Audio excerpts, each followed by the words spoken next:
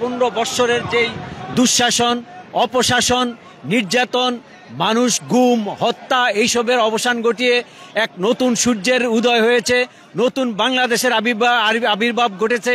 সেই বাংলাদেশের বর্তমান যে উপদেষ্টা, প্রধান উপদেষ্টা ডক্টর মোহাম্মদ ইউনূস, আজকে উনি জাতিসংঘের ওনার ভাষণ প্রদান করবেন।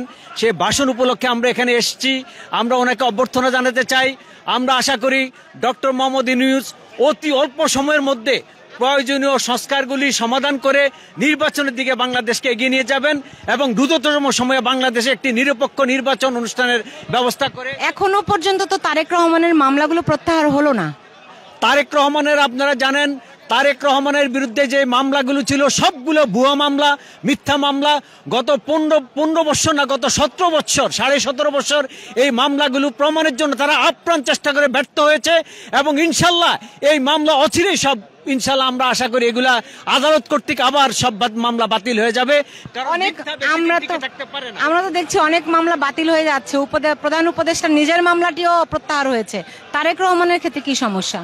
তারেক রহমানের মামলা আমরা জোর দাবি জানাচ্ছি, যদি প্রধান উপদেষ্টার মিথ্যা মামলা প্রত্যাহার হতে পারে, সর্বাগ্যে তারেক রহমানের মামলা প্রত্যাহার করতে হবে।